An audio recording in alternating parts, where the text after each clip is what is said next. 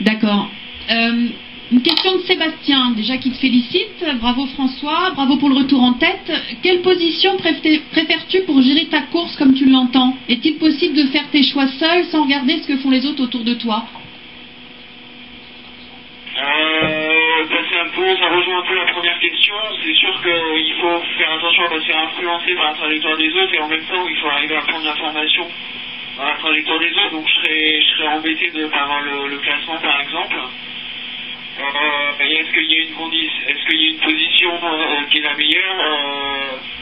Dès près de la ligne d'arrivée, mieux on est. Donc les premières places ne sont pas forcément faciles parce que ça revient par arrière.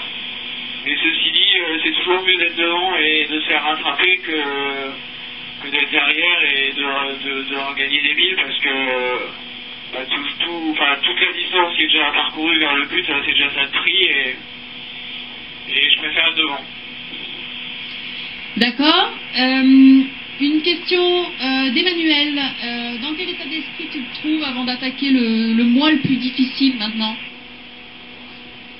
Écoute, je me sens bien parce que même si c'est un mois difficile qui s'annonce devant moi, c'est quelque chose que je suis allé chercher, c'est quelque chose que j'ai envie de vivre. Je sais que ça va pas être simple, je sais qu'on va en aller, mais je sais aussi qu'il va y avoir des moments grandioses et je sais aussi que c'est quelque part ce que je suis venu chercher. Donc voilà, je suis content, je considère comme quelque part un privilège d'avoir la chance d'être déjà là où je suis aujourd'hui, d'avoir la chance d'entrer dans les mers du Sud. Je viens d'envoyer un petit mail là, il y a quelques minutes. Il y a 2 ans sur la Barcelone, on s'était arrêté à peu près au même endroit. Et voilà, et je sais qu'aller sur les pins du Vendée, c'est quelque chose de pas simple.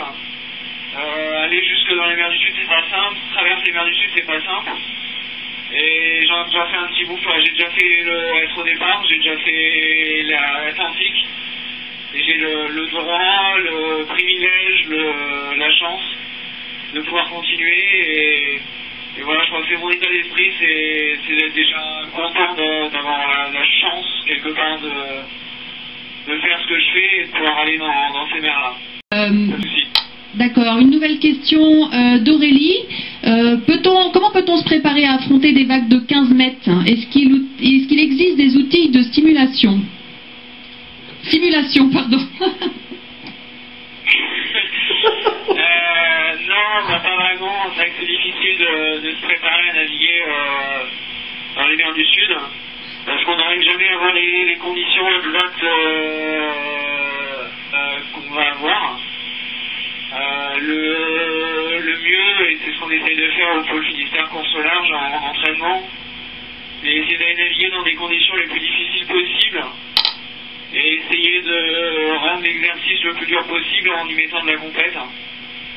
C'est-à-dire qu'on se tire la bourre dans 25-30 nœuds à essayer de faire des jibes autour de bouées, donc avec la contrainte d'un parcours, avec la contrainte des autres bateaux à proximité, parce que quand on navigue en entraînement, même sur plusieurs jours, quand on navigue de 3 jours au large dans le golfe de Gascogne, on est toujours très très proche.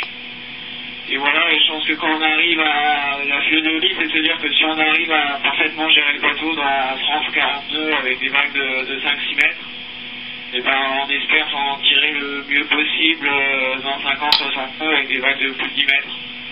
C'est un peu la philosophie, en sachant qu'il y aura toujours un petit pain de surprise et de découverte, et tant mieux d'ailleurs, sinon ça serait moins intéressant.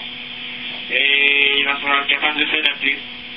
S'adapter aux nouvelles conditions, s'adapter aux problèmes qu'on va avoir à bord du bateau, parce qu'il y en aura. Voilà, faut toujours être prêt à toute situation, à n'importe quelle situation.